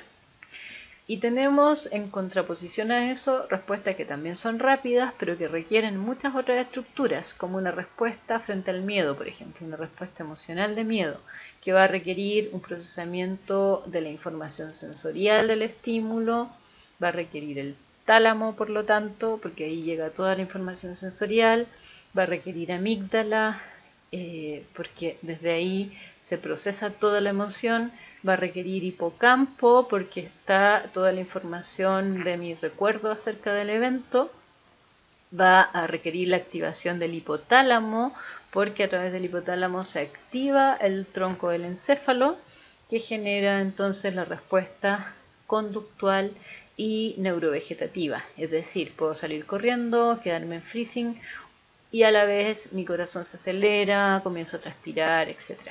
Y la activación del hipotálamo va a generar la liberación de hormonas en forma paralela, que es el tercer componente, el componente neuroendocrino, donde están involucradas la liberación de hormonas por esta activación del hipotálamo de la hipófisis. ¿Ya? Ambas son estructuras que liberan hormonas. ¿Y qué hormonas se liberan? Principalmente cortisol y adrenalina. Entonces esos son los tres componentes de la emoción. Ahora, si le ponemos más complejidad al asunto, hay reacciones que requieren planificación y que requieren flexibilidad cognitiva, entonces necesitamos nuevamente utilizar nuestra corteza prefrontal para evaluar la situación, para buscar una solución al problema, para tener flexibilidad cognitiva si es necesario, para recordar lo que estamos haciendo.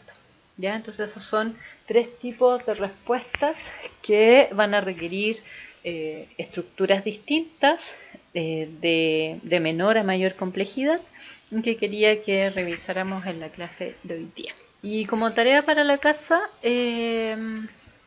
quería dejarles un encargo, que es realizar un dibujo explicativo de una reacción conductual que ustedes elijan de su vida cotidiana, en la cual pueden haber reflejos, puede haber una respuesta emocional, una respuesta que requiere un procesamiento cortical más avanzado como una toma de decisión. ¿Ya? Si hacen este ejercicio, el seminario les va a facilitar muchísimo, así que se les recomiendo que puedan hacer este ejercicio. Cualquier duda, cualquier consulta, voy a abrir un foro para que podamos discutir. Eso, nos vemos pronto.